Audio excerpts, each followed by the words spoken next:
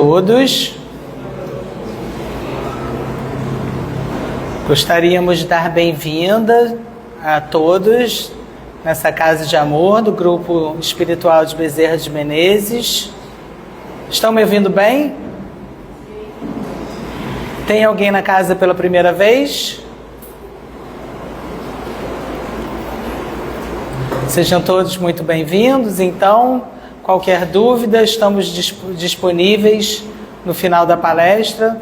Procurem um de nós trabalhadores ou a livraria para esclarecerem suas dúvidas, ok? Vamos começar a nossa palestra. Kerris Aldabaldi. Hoje ele falará um tema maravilhoso: amar ao próximo como a si mesmo. Vamos começar fazendo um preparo de hoje, depois vamos fazer a prece inicial.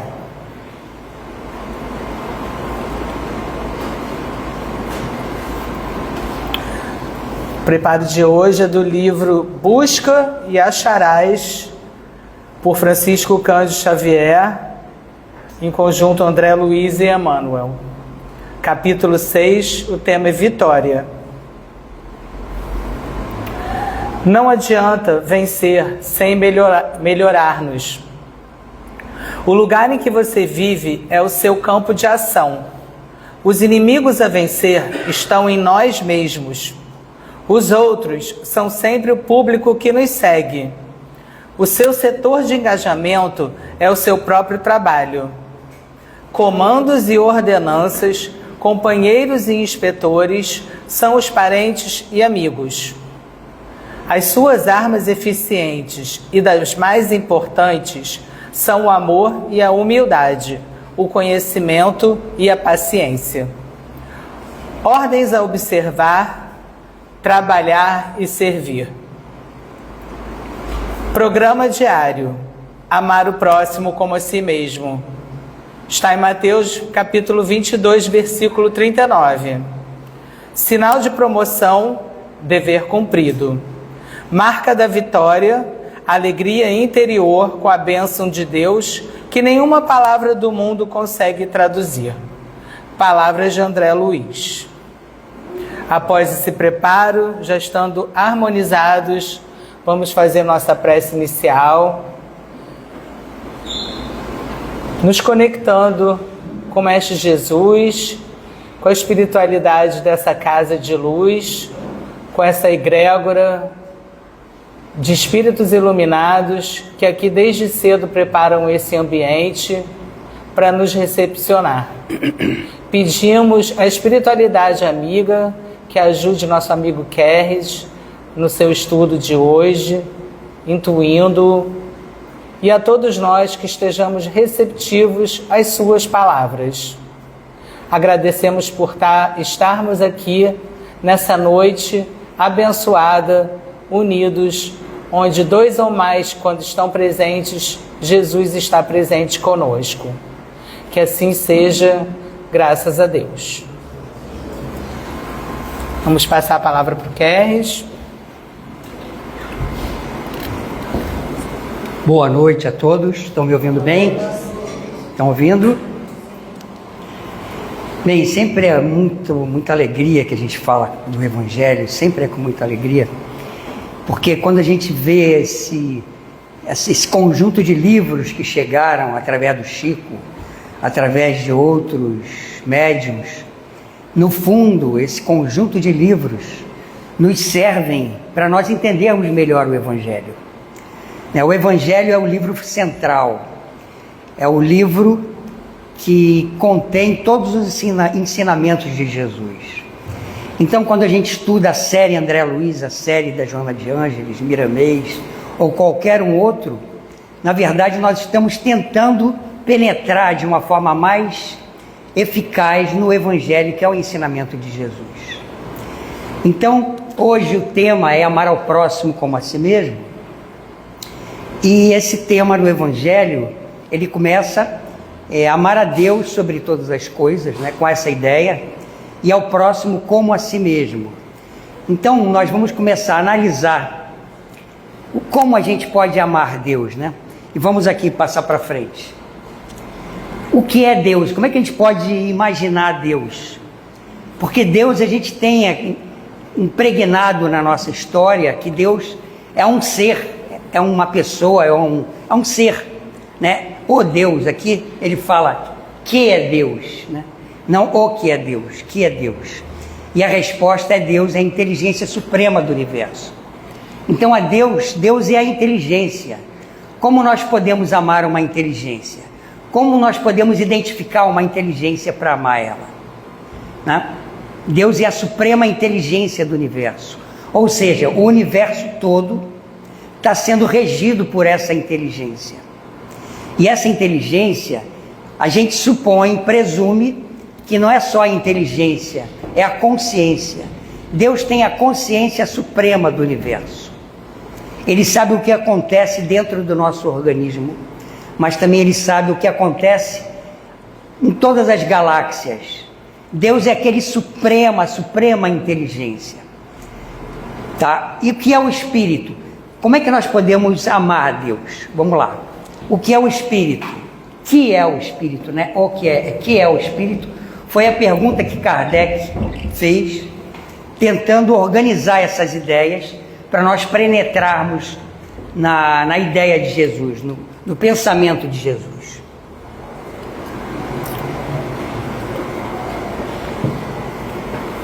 Então vamos lá. É o princípio inteligente do universo. Quando ele fala o princípio inteligente, não é o princípio do espírito, não.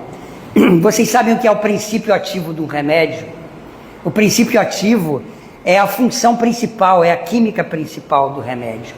É aquilo que funciona no remédio. É o princípio ativo. E o que é o espírito? É o princípio inteligente. Ou seja, é uma parte divina, é uma parte de Deus. Já que Deus é a suprema inteligência, nós somos as pequenas inteligências.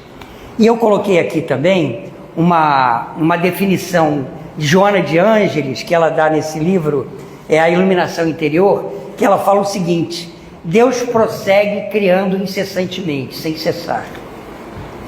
Seu psiquismo dá nascimento a verdadeiros fascículos de luz. Ou seja, quando Deus resolve promover seus filhos, nós somos luzes, somos fascículos de luz, né? No plural, somos luz. Então, no início nós já somos luz. E por que então essa dificuldade de nós amarmos a Deus sobre todas as coisas? Por que essa dificuldade de nós amarmos o nosso próximo? Já que nós somos parte da divindade, nós somos filhos de Deus, nós somos luz. E aí João Evangelista, então veio dizer: Deus é amor. Olha que interessante.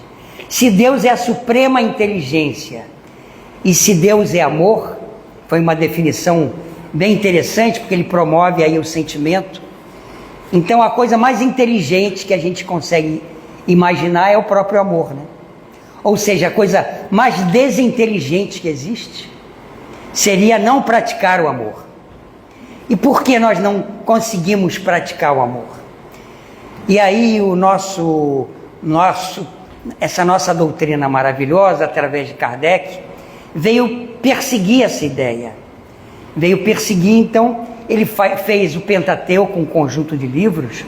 Hoje nós vamos falar sobre a Gênesis, porque tudo se resume no autoconhecimento. Todos os caminhos é assim: amar ao próximo como a si mesmo. Então ele diz: como é que você vai amar o próximo? Como a si mesmo. Como é que você vai respeitar o próximo? Se respeitando. Como é que você vai amar o próximo se você não se ama? E hoje então nós vamos fazer uma pequena viagem nesse autoconhecimento que vem sendo promovido pelo Espiritismo, por essa doutrina maravilhosa, tá? Então vamos começar daí, e a nossa conclusão vai ser o quê? Por que nós não conseguimos amar o próximo hoje? E qual seria a receita de nós executarmos isso de uma forma eficaz? Então eu vou começar aqui. Eu sou conhecido aqui a lei do amor, porque esse capítulo ele primeiro fala sobre ele amar ao próximo como a si mesmo, amar a Deus sobre todas as coisas e ao próximo como a si mesmo. Depois ele fala das coisas materiais. Ele diz o seguinte: você não pode amar a Deus e a mamon ao mesmo tempo. Ele fala de outra forma isso, né? Dai a Deus o que é de Deus e a César o que é de César. Ou seja, a matéria é importante e a espiritualidade é importante. Ele não menospreza a matéria, ele dá uma importância, cada um tem a sua importância. E logo depois ele vem falar sobre a lei de Deus.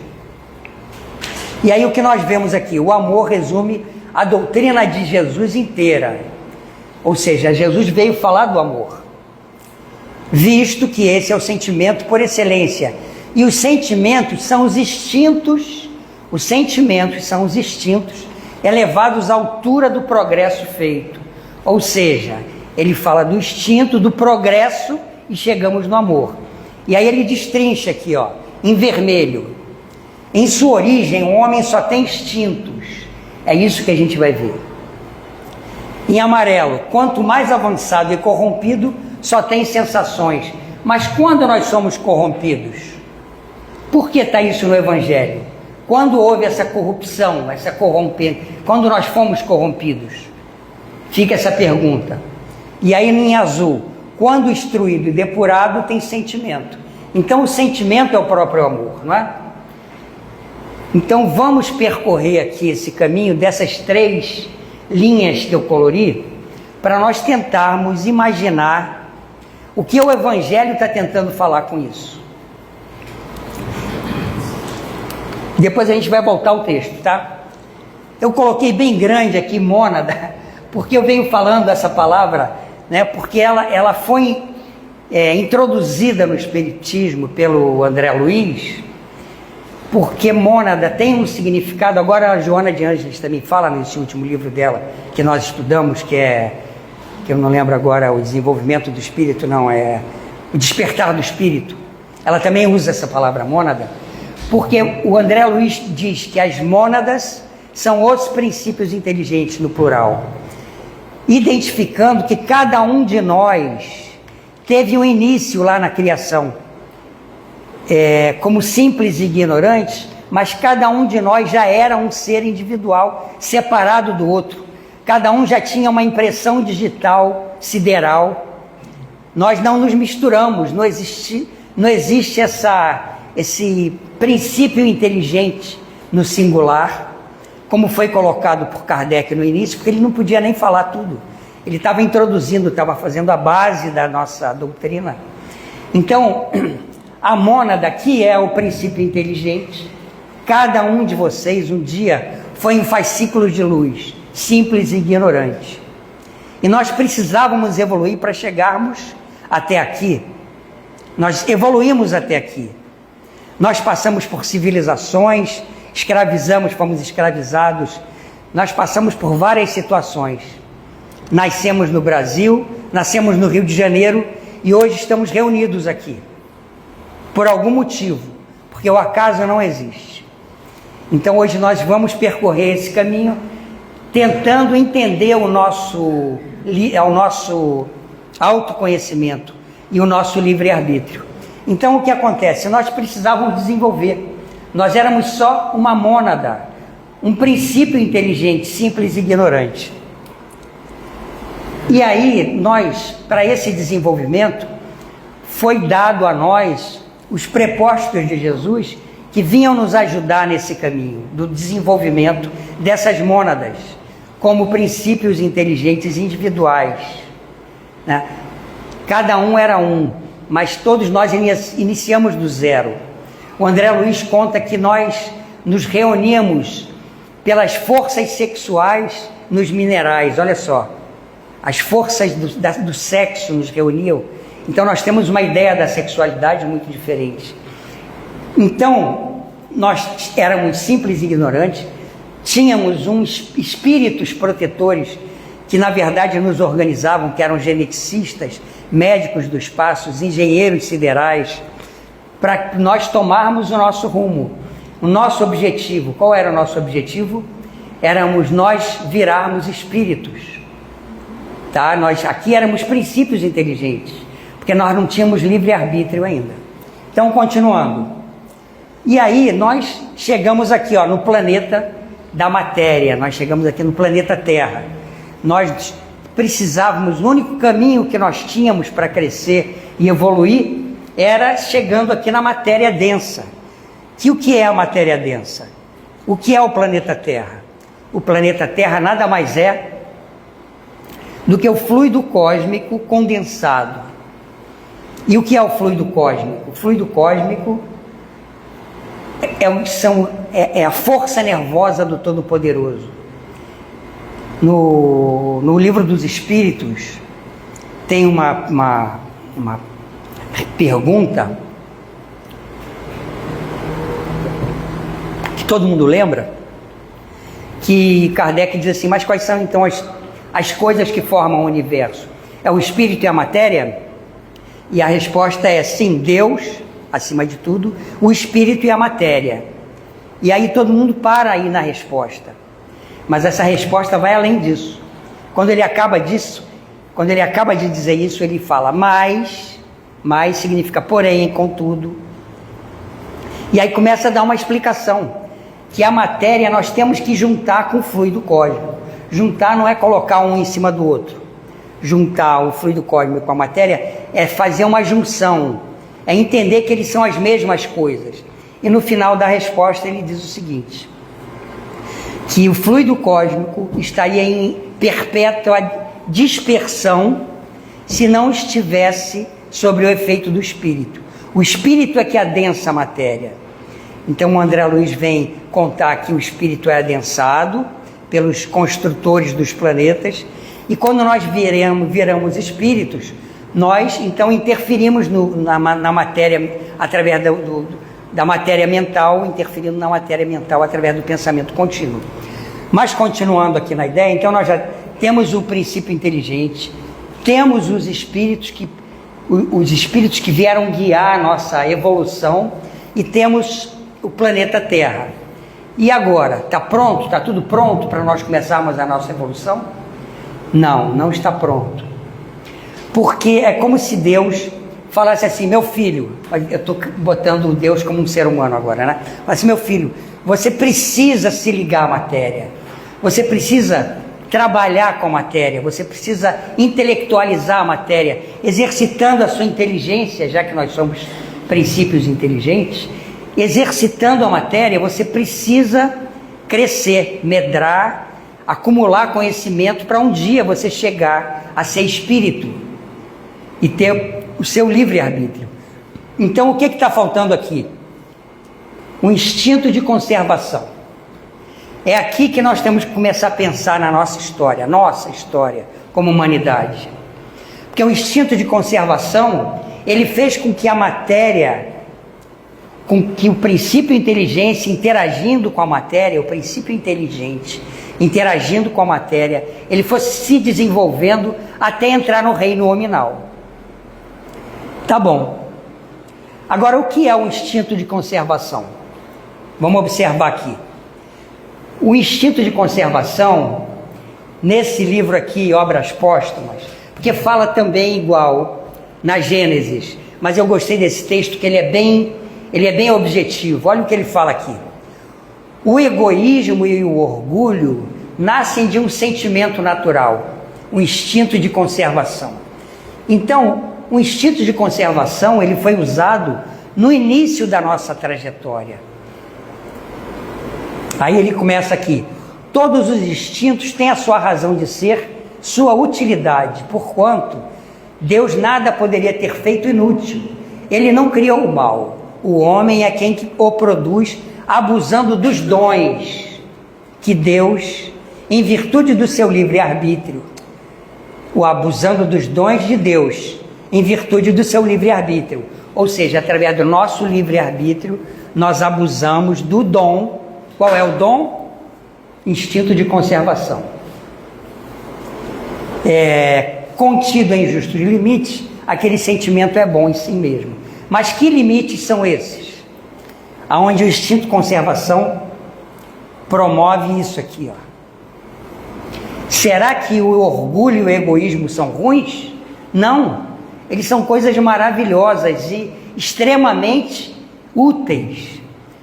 Mas quando isso? Quando nós passamos pelos reinos subhumanos. Ou seja, uma bactéria, ela só pensa nela mesma, ela quer comer. E ela não interessa, ela quer ser mais forte que os outros. A Gênesis dá um exemplo muito bom. Dá um exemplo de uma alcateia, onde os lobos, eles brigam entre eles. Por quê? Cada lobo tem que se achar melhor do que o outro. Então eles brigam para achar o líder.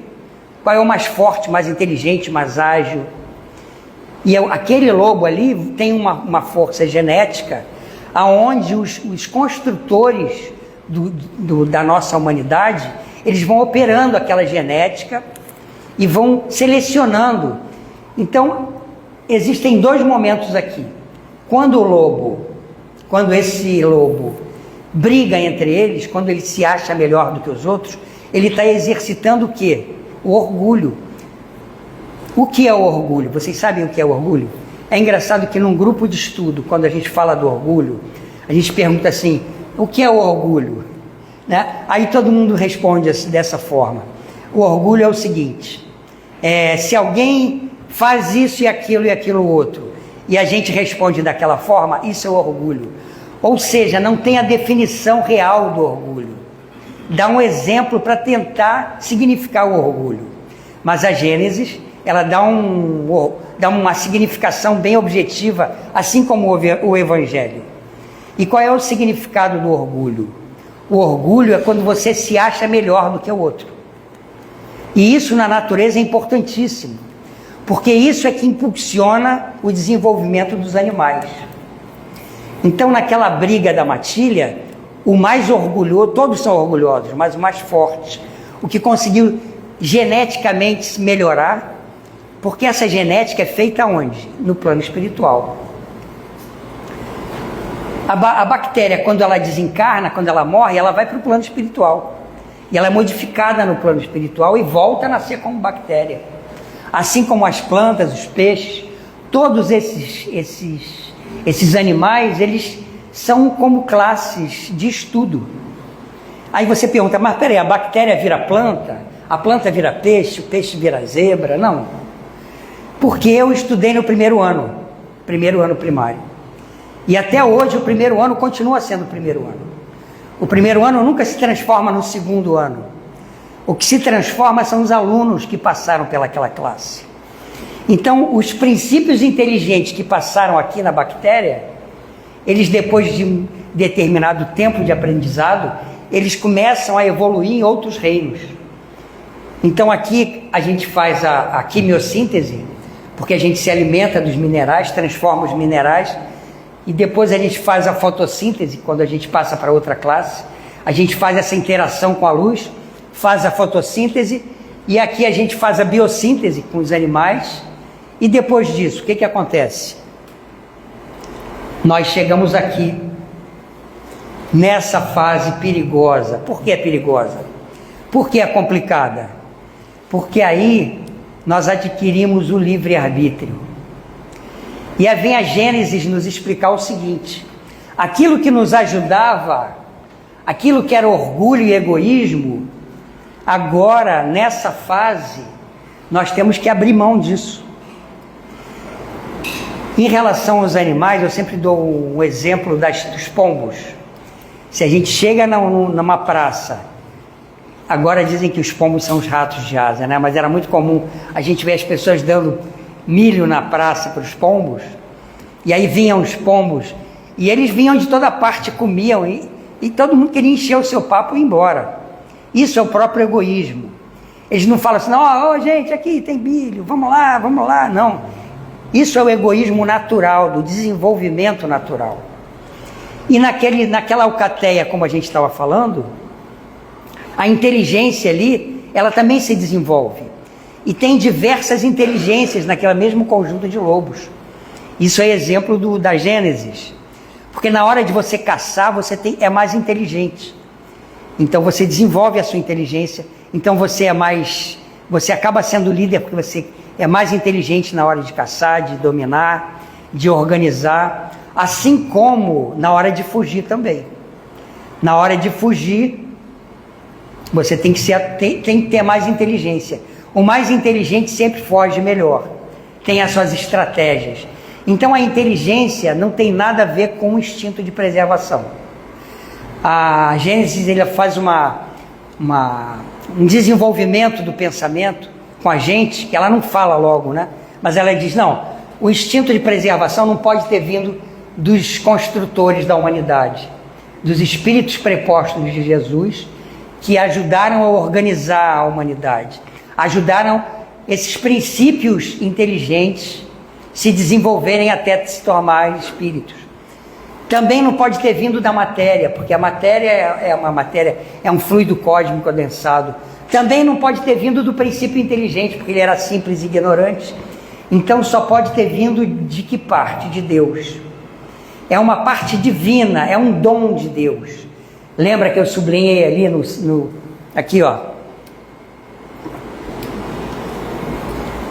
Dons de Deus. É um dom que ele dá para o princípio inteligente. Tá? Então, o que nós temos aqui? Os reinos inferiores da humanidade, nós chegamos até aqui. E então, essa fase da humanidade,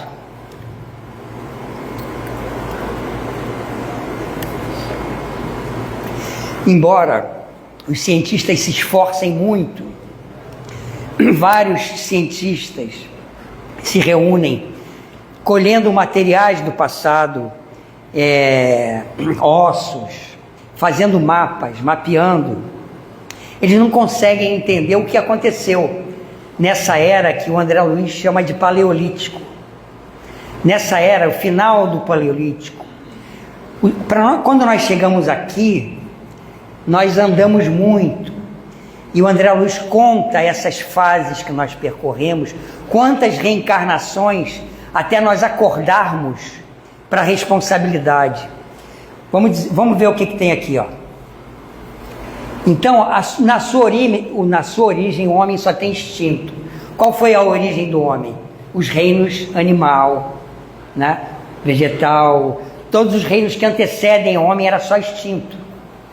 Por que a gente não pode dizer que aqui o homem era simples e ignorante e só tinha instinto? Tem um livro chamado com o nome Estamos Prontos, de Hamed. Ele explica, ele conta que nós já estamos prontos quando nós chegamos nessa fase. Por quê? Primeiro que foram milhões de anos se desenvolvendo a inteligência de vários aspectos, né, em vários pontos. A animalidade ela exerce um poder de repetição e vai armazenando aquela inteligência. Existe uma vespa, por exemplo, que ela procria numa larva. E essa vespa, ela coloca um veneno num localzinho exato dessa larva, numa proporção exata que a larva fica paralisada. Se fosse um pouco mais, a larva morreria. E se fosse em outro lugar, também não faria efeito. Então tem uma vesícula que ela vai lá e introduz. Me avisa por favor, que eu não tenho hábito de segurar o microfone para falar aqui. Então ela introduz o ferrãozinho dela ali, e aí ela coloca os seus ovos. Você vê quanta inteligência tem atrás disso, né? Ela conhece o local onde vai colocar, a proporção, o tipo de alimento para gerar os seus filhotes. Então, se a gente for analisar esse reino animal, quando nós chegamos aqui, nós temos um volume de experiências, de dados que a gente não imagina. Mas, além disso, o Hamed fala nesse livro dos arquétipos e das experiências que a gente tem. Esse livro ele fala exatamente, quem sabe a gente possa falar em outras épocas dele, em outros momentos, mas ele fala dos chimpanzés, que os chimpanzés foram o último estágio antes de nós entrarmos nos reinos animais, hominal. Então ele classifica ali os chimpanzés de dois tipos: os chimpanzés normais e os chimpanzés anões. Os chimpanzés normais, eles eram patriarcais e os chimpanzés anões eram matriarcais. Então as fêmeas é que escolhem os machos, os conchavos são outras coisas. Então é um livro incrível, porque a gente vai vendo a nossa sociedade, os comportamentos da nossa sociedade, na política, no clube, em casa, como é que isso influencia. A gente consegue perceber, mas mais do que isso, ele conta, por exemplo, uma fêmea de uma chimpanzé, quando vê um passarinho molhado que não conseguia voar, ela pega o passarinho, ela aquece ele, seca, depois vai no alto de uma árvore, subindo com uma só mão para não machucar ele, e fica ali até ele pegar sol, até ele voar. Então ele fala aqui a empatia, a amorosidade, a amizade, esses sentimentos de bondade que a gente pensa que tem que cultivar agora, nós já herdamos quando nós entramos no reino nominal, de lá dos próprios chimpanzés, porque eles têm esse sentimento. Quem acompanha esses projetos com chimpanzés percebe o quanto de sentimento eles têm. Então o nome do livro é exatamente Estamos Prontos. Mas seguindo aqui essa ideia, quando o mais avançado e corrompido só tem sensações. Vamos para o amarelo aqui, já que a gente já viu que na sua origem o homem só tem instintos. Isso é um texto do Evolução em Dois Mundos, aonde o André Luiz nos traz o seguinte, ó. Vamos passar para cá, ó. Perdido na desértica vastidão do Paleolítico. Então ele está falando dos seres lá do Paleolítico, tá? Que acabou há 30 mil anos atrás. E aí começa, há 30 mil anos, 20 mil anos, começam uma outra fase. Aprendeu a chorar, amando e perguntando para ajustar-se às leis divinas, a se lhe esculpirem na face imortal e invisível da própria consciência. Então você vê que há 40 mil anos atrás, 50 mil anos atrás, no Paleolítico, nós já tínhamos uma capacidade de pensar, de sentir, de questionar. E aí ele completa aqui: foi então quem, se reconhecendo ínfimo e frágil diante da vida, compreendeu que perante Deus, seu Criador e seu Pai, estava entregue a si mesmo. O princípio da responsabilidade havia nascido. Então, o que ele está trazendo para a gente aqui é uma coisa que os cientistas não conseguem trazer. Eles não têm como acessar isso. O André Luiz está dizendo que há 40, 50 mil anos atrás, nós já tínhamos esse senso de responsabilidade, de entendimento.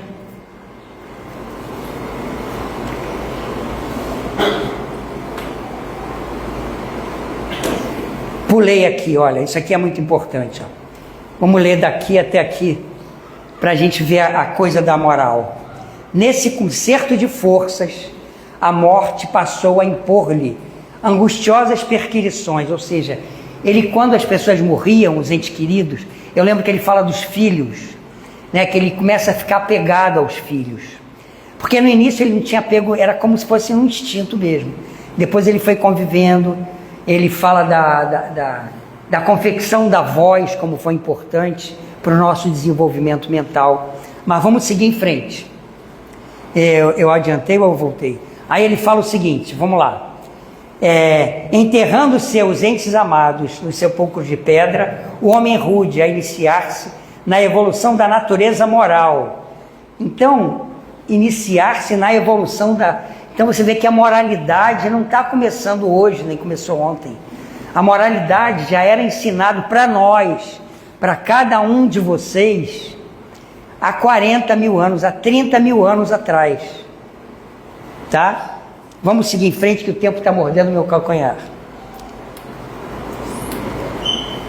Lei de causa e efeito. Talvez esse seja o ponto central aqui dessa exposição, porque a gente não vê muito comentário desse, mas Ele é do capítulo 12, Evolução em Dois Mundos. Olha que interessante. Lei de causa e efeito. Nós já tínhamos consciência da moralidade.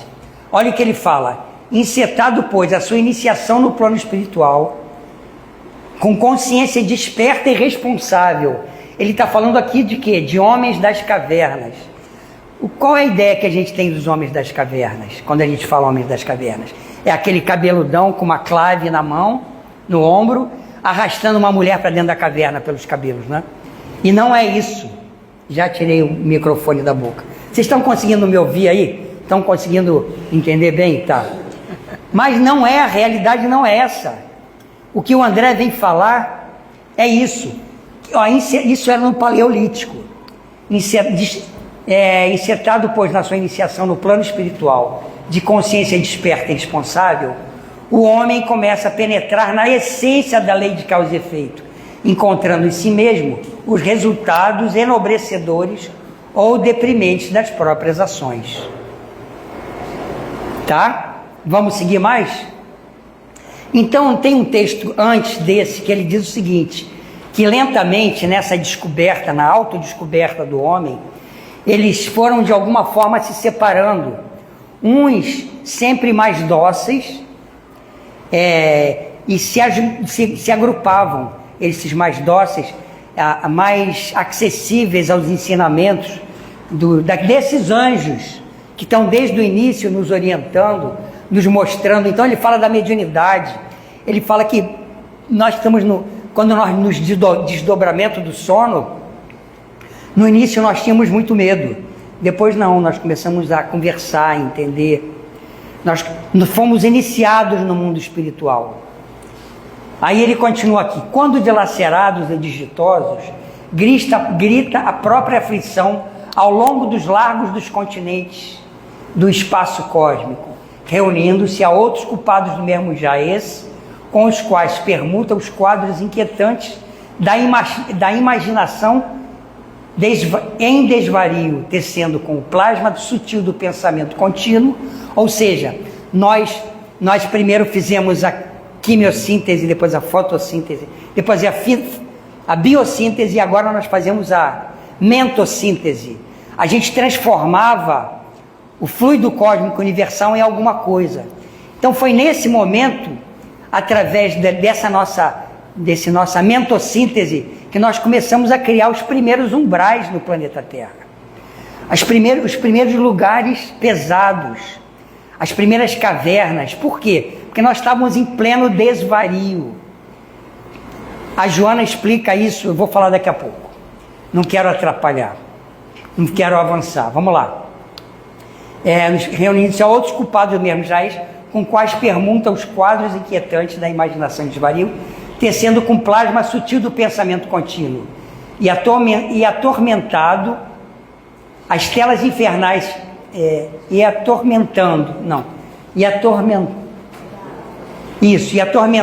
as telas infernais, que as consequências de suas faltas se desenvolvem mediante as profundas estranhas fecundações de loucura e sofrimento que antecedem as reencarnações reparadoras. Reparem no vermelho aqui, antecedem as reencarnações reparadoras. Então existia um grupo que se rebelou às leis de Deus. Esse grupo se rebelou às leis de Deus, mesmo com todo o acessório espiritual, com todo o esclarecimento, eles preferiram seguir outro caminho. Qual caminho? A gente vai ver. Aí ele segue aqui, ó. Contudo, apesar disso tudo estar acontecendo, contudo, é também aí que começa o sublime apostolado dos seres que se colocam em harmonia com as leis divinas, almas elevadas e heróicas, que em se agrupando intimamente, tocados de compaixão pelos laços que deixaram no mundo físico, iniciam, com a inspiração da potência angélica, o serviço de abnegação e renúncia, com que a glória e a divindade do amor edificam o império do sumo bem no chamado céu, onde vertem as mais amplas luzes, ampla luz sobre a noite dos homens. Então, pelos laços que deixam a Terra no mundo físico. Então eles não continuam no mundo físico. E aí você vai, os espíritos chegam aí, eles não continuam, não, eles deixam o mundo físico e seguem no mundo espiritual, porque o destino, segundo o Evangelho, segundo a Gênesis, o espírito foi criado para viver no mundo espiritual. E é exatamente o que o André Luiz fala. O mundo físico, material, foi criado para o espírito medrar, o princípio inteligente crescer, evoluir. Mas quando a gente vê de espírito, pelo nosso livre-arbítrio, a gente tem que seguir no mundo espiritual. Então, são dois momentos. Antecedem as reencarnações reparadoras. O que antecede as encarnações reparadoras? Os desvios da moralidade. E a gente vai ver o que é isso. E aqui outro grupo deixa, tocados de compaixão, pelos laços que deixam no mundo físico. Então existe uma separação aí. É isso que ele vem falar. Então, existe uma separação aqui. Uns começam a reencarnar, por quê? Porque não seguiram a lei de Deus, apesar da insistência dos amigos espirituais, de toda a facilidade que nós tínhamos. E aí? Instinto de conservação e orgulho. Aqui eles perderam, conseguiram vencer o espírito, o orgulho e a vaidade, e seguiram por outro caminho. Então nós já vimos aqui, quando mais avançado e corrompido só tem sensações. Nós que continuamos no planeta Terra, nós somos embebidos de sensações. Quando instruídos e depurados, tem sentimento. Então o que acontece aqui? Houve uma separação. E nós somos esses. Nós chegamos na civilização. Hoje, nós chegamos na civilização humana. Nós chegamos aqui, mas ainda com todas as características daquele lá do homem das cavernas. Tem uma pergunta que Kardec faz, que é o seguinte: primeiro, os espíritos dizem o quê? Onde está a lei de Deus? Todo mundo sabe essa resposta, né? Está na vossa consciência. Tá. E qual é a pergunta que vem depois dessa? Alguém lembra? Ninguém lembra? Todo mundo já estudou o Evangelho aqui? A maioria, né? Qual é a pergunta que vem logo depois dessa? Ninguém lembra. Eu vou te dizer qual é. Kardec fala assim: mas peraí, se a lei de Deus está na nossa consciência, para que tantos profetas? Para que tantos mensageiros? Qual é a resposta? Bem, se você não lembra das perguntas, a resposta, ele diz o seguinte: é porque vocês esqueceram e desprezaram. Quando nós esquecemos? Aqui, foi nesse ponto onde nós éramos totalmente instruídos. Não foi isso que o André falou? Que nós tínhamos sido inaugurado, nosso espírito tinha sido o Evangelho, não, a Gênesis dá um exemplo maravilhoso. Ele diz assim: qual é o pai terreno que deixaria seu filho pequeno sair na rua? Qual é? Algum de vocês deixaria seu filho de 3 anos de idade, daria seu cartão de crédito, falando: meu filho, atravessa a rua ali no sinal, vai na padaria, compra ali alguma coisa para mim e volta? Não deixaria, né? Qualquer pai em plena consciência não deixaria seu filho fazer isso, não é? E como é que Deus daria o livre-arbítrio para o ser humano sem a total instrução da vida espiritual? E é isso que o André Luiz fala, né? Vou voltar aqui só um pouquinho. Tá de cabeça para baixo.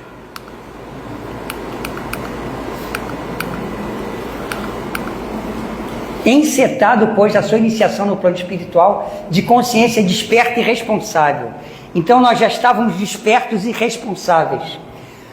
A Joana de Ângeles, ela tem um capítulo desse último livro que nós estudamos, que ela diz que o ego começa lentamente aqui, nas primeiras reencarnações.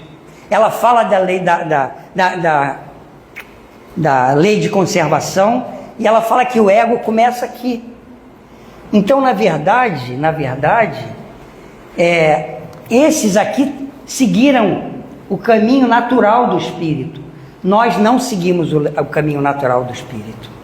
Vamos ver o que fala aqui, ó, no mundo maior, tá? No mundo maior.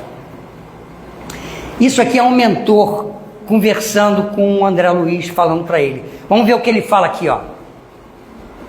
Estou te atrapalhando aí, Walter, não?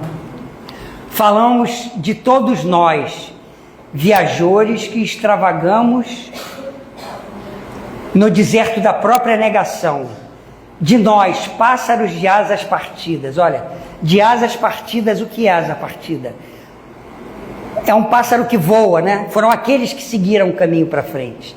Nós não, somos pássaros de asa partida, que apesar de termos asas, continuamos rastejando aqui no chão. Nós de pássaros de asa partida, que tentamos voar ao ninho da liberdade e da paz, e que, no entanto, ainda nos debatemos no chavascal dos prazeres da ínfima estofa. Aí ele continua: por que não repassar, por que não represar o curso das paixões corrosivas que nos flagelam o espírito? Por que não sofrear o ímpeto da animalidade em que nos comprazemos desde os primeiros laivos de raciocínio? Então vocês veem que nós herdamos da animalidade o quê? Um instinto de preservação. Aí está o nosso orgulho e a nossa vaidade. Quando nós entramos no reino do Espírito, quando nós fomos promovidos a Espírito, imediatamente nós fomos esclarecidos da vida espiritual, das leis morais, e aí foi entregue a nossa própria consciência, ao nosso livre-arbítrio. E aí ele continua: por que não sofrear o ímpeto da animalidade em que nos comprazemos desde os primeiros laivos do raciocínio? Sempre o terrível dualismo da luz e das trevas, da compaixão e da perversidade, da inteligência e do impulso bestial. Estudamos a ciência da espiritualidade consoladora desde os primórdios da razão, e todavia, desde das épocas mais remotas, consagramos-nos ao aviltamento e ao morticínio. Então você vê que o que nós estamos fazendo hoje aqui é estudando a espiritualidade. Nós já fazemos isso desde quando? Olha o que ele fala: desde os primórdios da razão. Quando foram os primórdios da razão? O André Luiz fala ali antes disso, né? Fala em outro livro, exatamente, da Evolução dos Dois Mundos. Foi lá no Paleolítico. Vamos continuar aqui. Vamos mais um pouco, porque a hora não está deixando a gente falar mais. Vocês estão entendendo isso? Que nós nascemos simples e ignorantes. Quando nós chegamos aqui, nós fomos instruídos sobre a espiritualidade, sobre a moralidade, e daqui para frente, nós é que escolhemos. Uns seguiram o caminho reto. E tem uma pergunta, na verdade é 920 e 921, que o Kardec faz um comentário, e ele diz que se nós fôssemos buscar todas as desgraças da humanidade, nós teríamos que buscar lá no início, né? Nós tínhamos que retornar ao início, aonde aqueles que não seguiram o caminho reto, que se afastaram do caminho reto, foram em queda, em desvio, até chegar aonde nós chegamos. E também, se a gente for falar dessa humanidade aqui, o Evangelho também fala dela, que somos nós. No capítulo 3 do Evangelho segundo o Espiritismo, que é: na casa do meu pai há muitas moradas, ele primeiro começa a falar, né, aonde tem muitas moradas na casa do meu pai, até que ele chega no planeta Terra, né? Destinação do planeta Terra, destinação da Terra. Qual é o destino da Terra? Qual foi o destino da Terra? E aí ele esclarece o quê?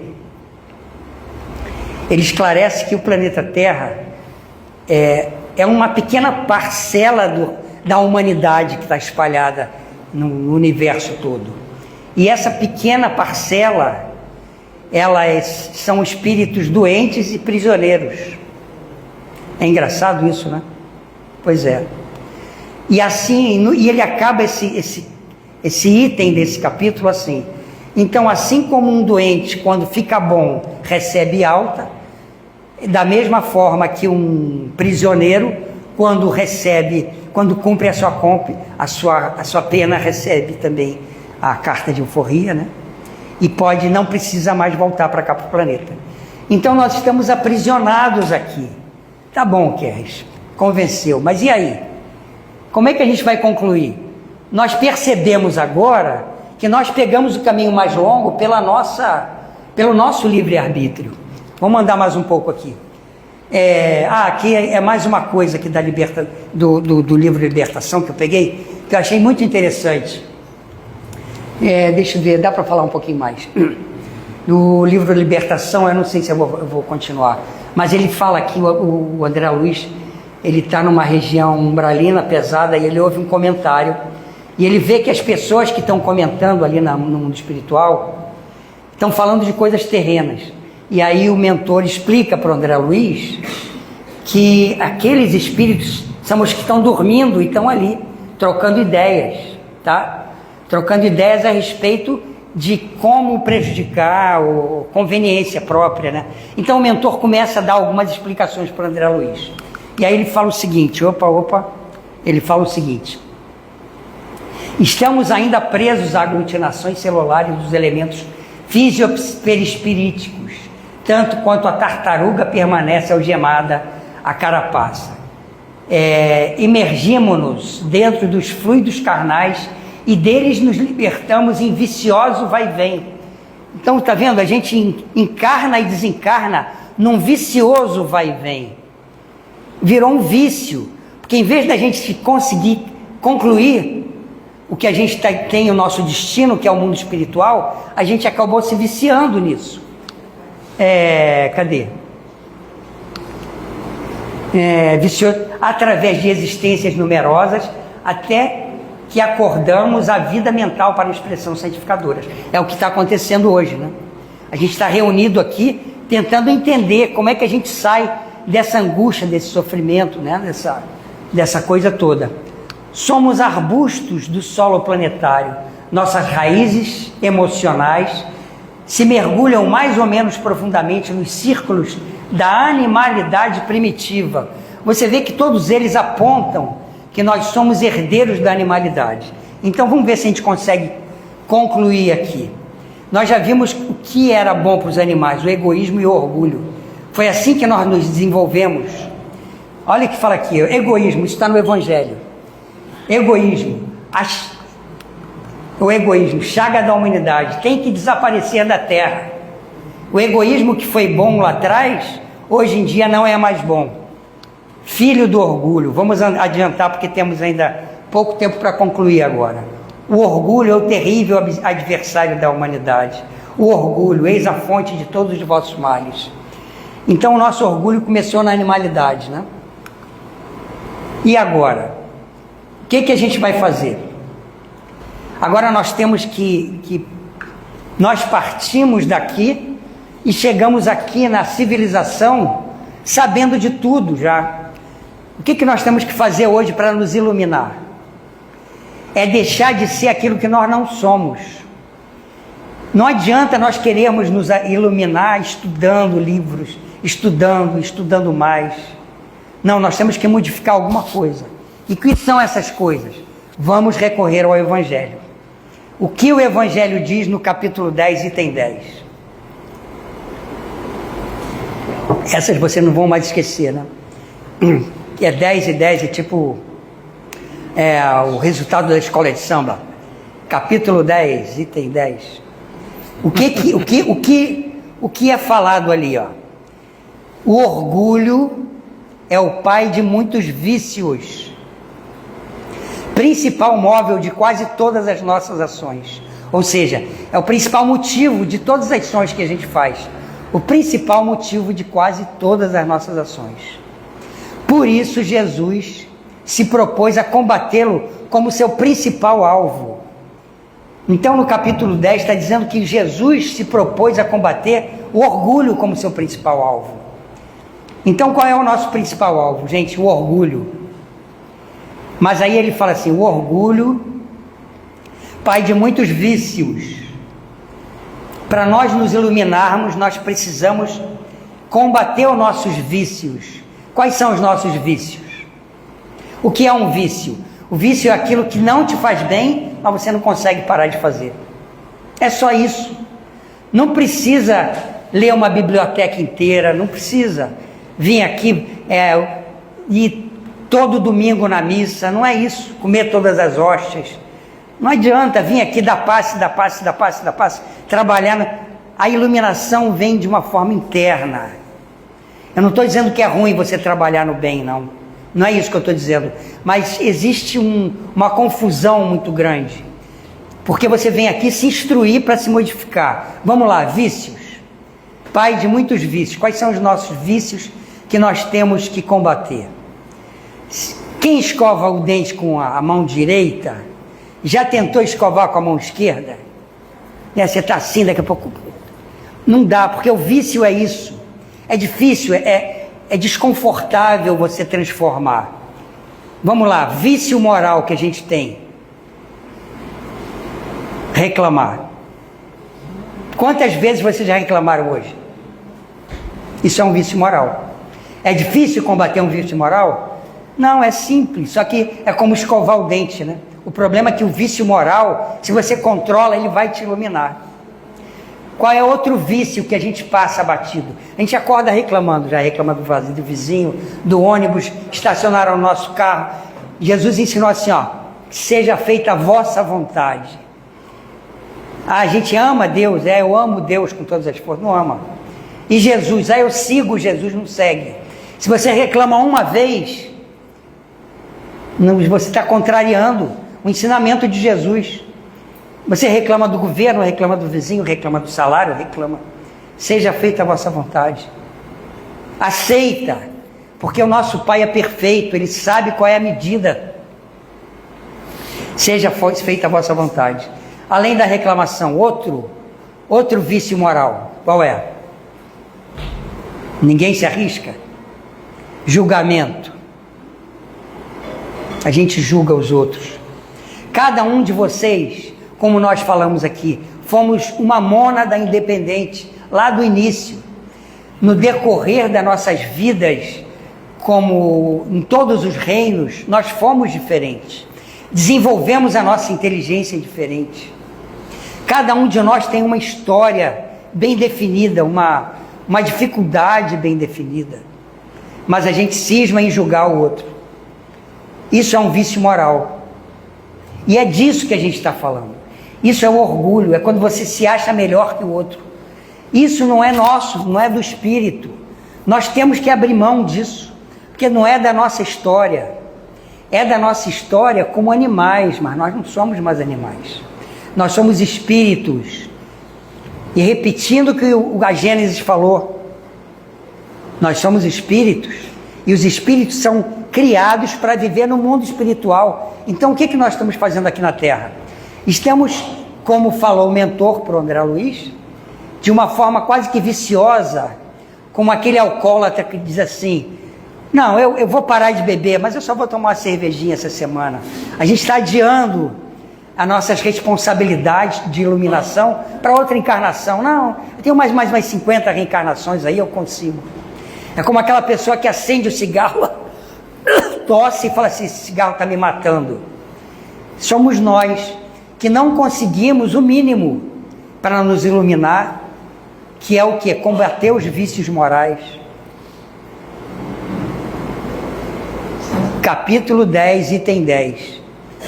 O orgulho, aquele que a gente pegou como dom de Deus, lá no reino, outros reinos subhumanos. O orgulho é o pai de muitos vícios. Principal móvel de quase todas as nossas ações. Quase todas não é 50%, nem 60%, nem 70%. Quase todas é 95%, tá bom? Então nós somos movidos pelo orgulho. Então nós temos que abrir mão do orgulho e do egoísmo. O egoísmo é o filho do orgulho. Como aqueles heróis fizeram lá no Paleolítico. É só isso. É difícil? Não, é incômodo. Como escovar o dente com a mão esquerda. Dá uma resistência, é incômodo. Você precisa ter persistência. Cada vez que você for julgar, cada vez que você for reclamar, fala assim, não, meu Deus, eu não quero, eu aceito. Eu vou me atrasar, tudo bem, eu vou me atrasar. Vai dar um jeito. Eu estou doente? Eu estou doente. Mas isso aqui deve ser uma coisa boa, porque eu estou nas mãos de Deus. Deus não é a suprema inteligência, é a suprema bondade. Ele não é o amor. Deus não é amor. Nós não somos filhos dele, por que essa revolta? Mais uma. Quem arrisca aí mais uma... Acabou o tempo, obrigado. Não, desculpa. Vocês estão me ouvindo, né? Não perderam nada aí, não. Então, gente, para a gente amar ao próximo, primeiro, concluindo, nós temos, primeiro, que fazer esse mergulho do autoconhecimento. Entendendo que esses sentimentos que nós trazemos é o principal alvo que Jesus veio combater. É o principal alvo que está no Evangelho. Se o item 10 do capítulo 10 fala que é o principal alvo que Jesus veio combater, é isso que a gente tem que entender. Onde é que está o meu orgulho? Onde estão os meus vícios morais? São pequenos vícios morais que a gente tem que combater para se iluminar. Chegamos ao nosso tempo final. Gente, vocês me desculpem, eu sempre acabo fazendo uma palestra maior do que eu tenho capacidade do tempo, mas espero que tenha trazido para vocês aí o caminho para amar o próximo, o caminho objetivo, que é do autoconhecimento. Nós somos aqueles que continuam, apesar de todo esforço da espiritualidade, nós continuamos ainda reencarnando, adiando para o futuro essa nossa espiritualização, abrindo mão da matéria. Abrir mão da matéria é muito... não dá para palpar, né? Mas se a gente fala dos nossos vícios, combatendo os nossos pequenos vícios, rapidamente a gente vai se iluminar, porque nós não somos da matéria, nós fomos da matéria.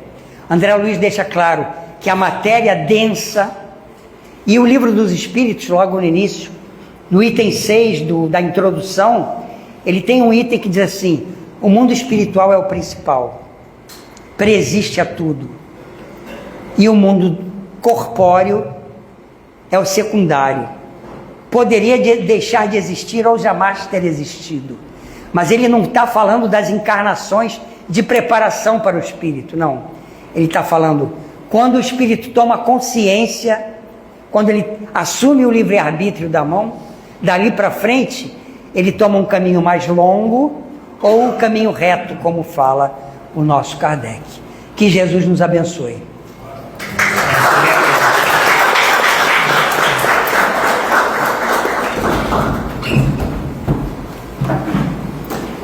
Gostaríamos de agradecer ao Kerres pelo seu estudo, suas reflexões trazidas nessa noite.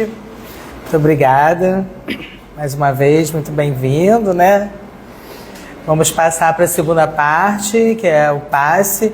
Convidamos que vocês fiquem sentados nos seus lugares e que os passistas se coloquem nas suas posições, por gentileza. Tá baixo, né? Não é que eu acho. Toda hora eu tirava isso aqui.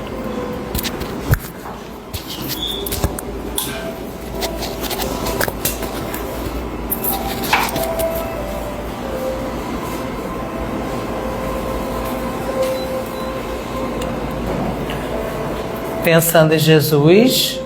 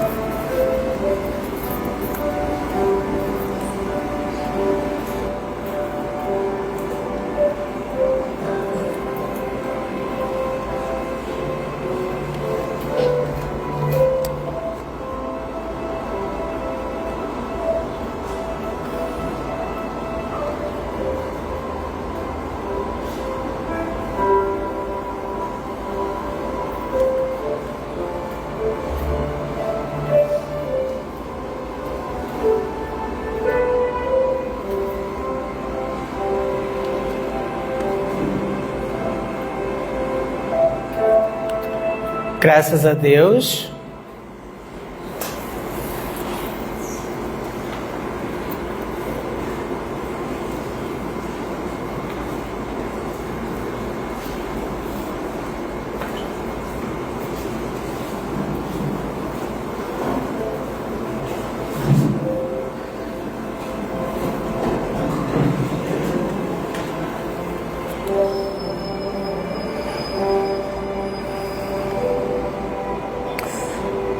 Mestre Jesus, espiritualidade amiga dessa casa, mais uma vez estamos aqui reunidos.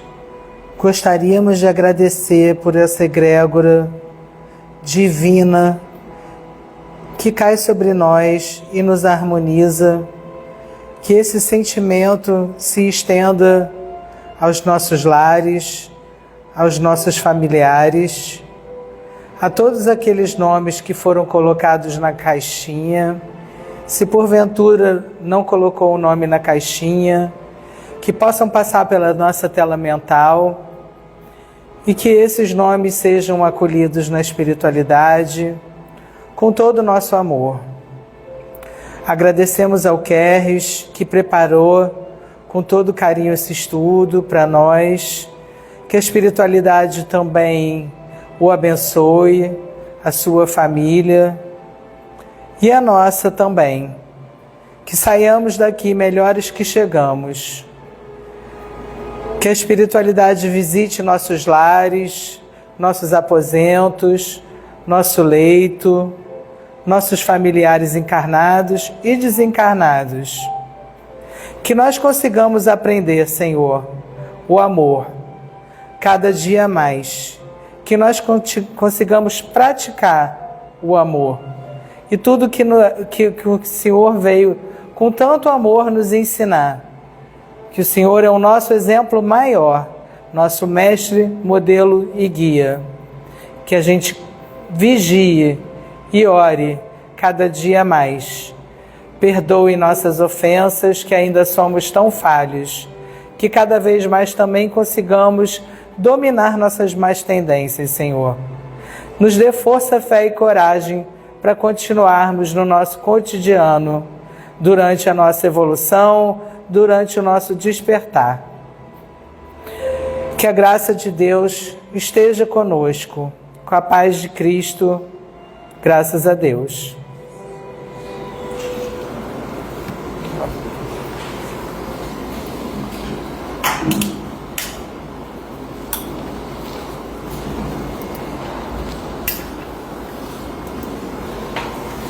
Gostaria de pedir mais um minutinho da atenção de vocês para os avisos. Primeiramente, nós temos necessidade da doação de alimentos para compor nossa cesta básica, né? Nós distribuímos cestas básicas todo domingo. Ajudamos a mais de 120 famílias. Então, precisamos dessa colaboração com os alimentos. Nossa biblioteca, cantina e livraria funcionam 30 minutos antes e depois da palestra. Vocês também são convidados a visitar. Nós também temos o brechó. Se vocês tiverem alguma roupa, utensílio, coisa de bebê, de casa, em bom estado, também tem um importante papel a doação desses objetos em bom estado. O brechó agora, né, está aberto também às quartas-feiras, anteriormente à palestra. E terças e quintas,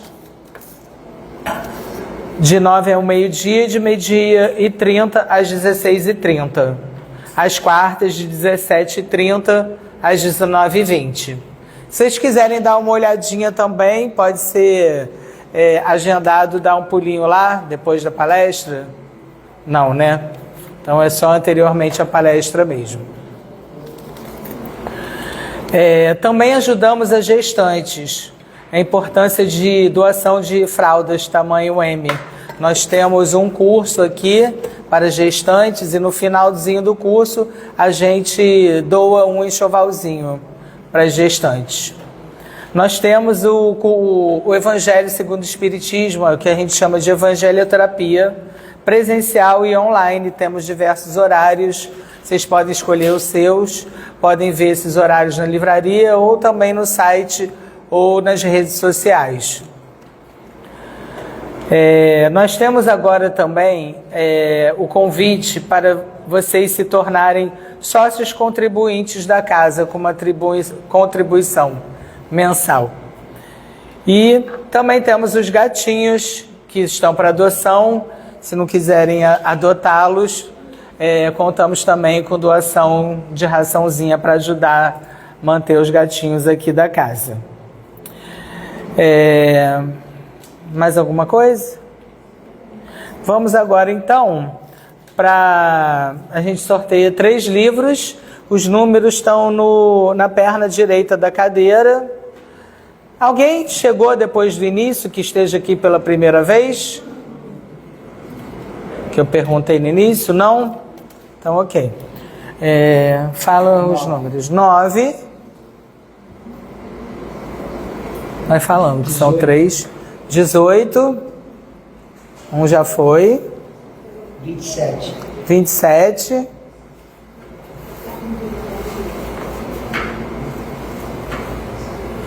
São 3 livros, já foram 2. 36. 36. Ali? 36? Foi 1 ou 2? Não, foram 2. Já saíram 2, né? Saiu só 1? 36 não foi? 36. 45. 45. Saiu só 1, né? 10 Foi? 10 saiu?